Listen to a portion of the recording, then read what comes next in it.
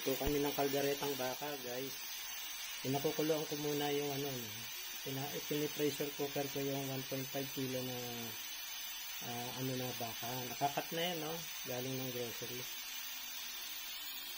Tapos mamaya, pag malambot na siya, yung timer ko dyan, 30 minutes lang.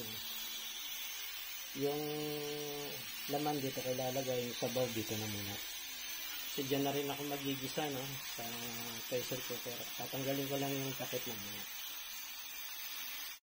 Ito lang yung iba kong halo, no? Carrots, patatas, sibuyas, bawang, tsaka yung bell pepper, no? Ano? Yung sa timer pala, guys, no? Pagka sinalang nyo yung pressure cooker, hintayin nyo munang kumilos, no? Kumibo bago kayo mag-start ng 30 minutes. O hindi sa pressure cooker, pakukuluan nyo muna. Tapos tsaka nyo orasan ng 1 oras. 2 minutes pa. Okay. Time is up. Okay na 30 minutes na. Papatayin ko na muna. Kasi re-rest ko muna yung ano na, yung pressure cooker hanggang sa mawala yung mag-subside yung pressure niya, tsaka ko siya bubuksan. Ang tagal. Hindi kasi mahatak to, no? Hanggat may pressure pa eh. So dito ko na lang, lalagyan ko na ng tubig dito. Para madali siya lumamig. Tapos ayan, matigas pa, oh. Okay, ito na kaldereta. Gigisa na kami ng sibuyas at bawang. Yan, naglagay na ng ano, no? Ng oil. Then bawang. Hindi ko na masyadong hiniwa yung bawang, no? Para medyo buo-buo pa rin siya.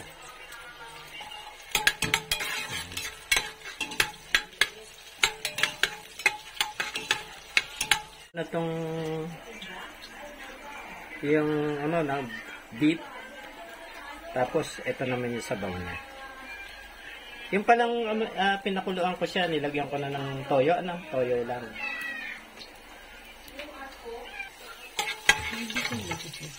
Ha? Ano? Meron naman. Bakit? Meron. Sibuyas.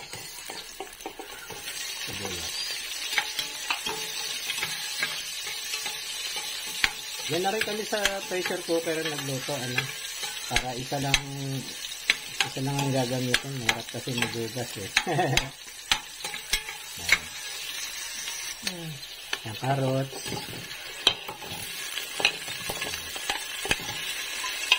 Medyo malalaki yung hiwa ng carrots, no? Kasi ano, kaldereta yun.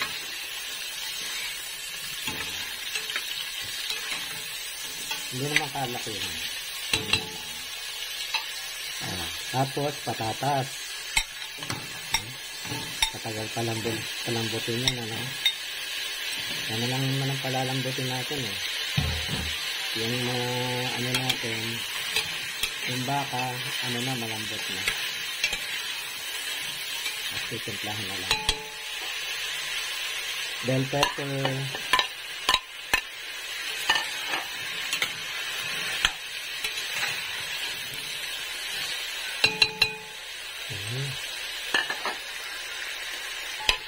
Yan, nilagay na rin yung ano na, yung ating beef.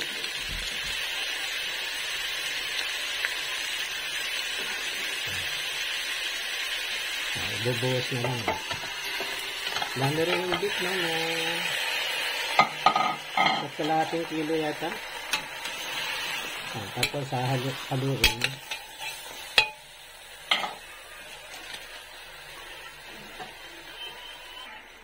Yan, imbis na maglagay kami ng sauce, ito na ang gagamitin namin to, no? Mamasitas caldereta spicy sauce mix. Okay.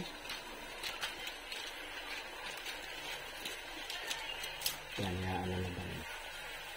Available naman yan sa mga grocery.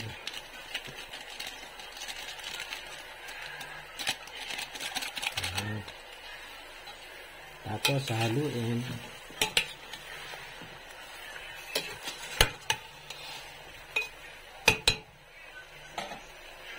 Tapos yung sabaw. Balik na yung sabaw, no?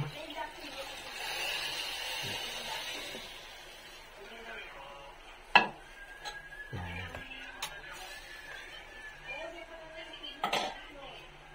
Tama lang ma-cover yung meat. Yan naman ang ano doon, no? Pagka naglalagay ng sabaw. Para hindi masyadong lubog sa sabaw.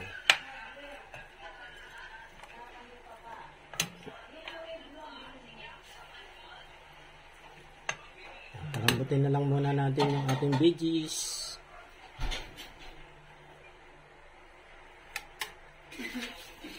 Though may timpla na siya guys, no? Kaya lang i-modify namin ng konti yung regular na nakikita sa kaldereta. Palagyan namin ng pickle relish. Yan. Mga ano lang siguro. Mga isang kutsara lang o 2 kutsara. Yan.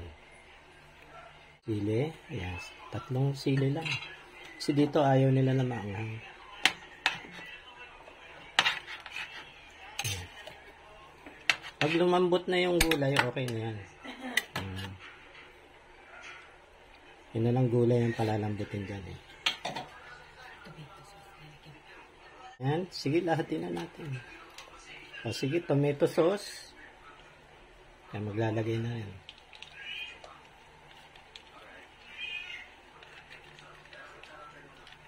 All nyo na rin yung flavor niya. Ano, ilang gram yan? Tomato. 200 grams. Okay. Tapos halo.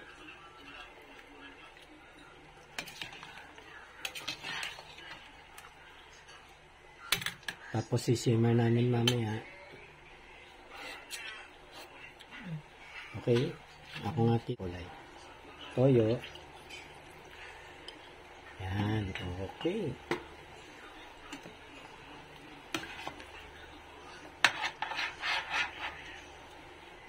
Paminta.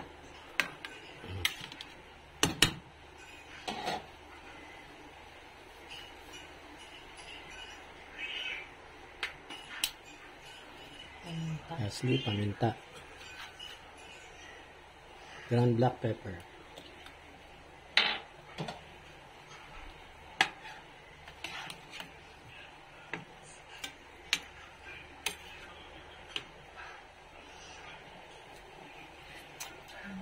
Okay, simmer natin hanggang lumambot yung ating veggies. Okay? Matigas pa guys yung ano eh, yung carrots tsaka yung potato. Konti pa. Tapos siya nga pala nilagyan ko siya ng ng cornstarch slurry para para lumapot. Yung kulay naman niya may okay na Wala kasi kaming anato seed or anato powder or atsuete, wala eh. Yun yung nagpapakulay sa kanya. Ibang luto pulang-pula Ito okay na to.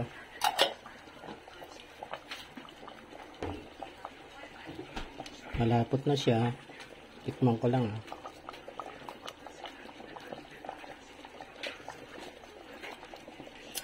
sarap. Ayos na ayos. Okay na guys, yan na yung aming kalderetang baka. Lunch time.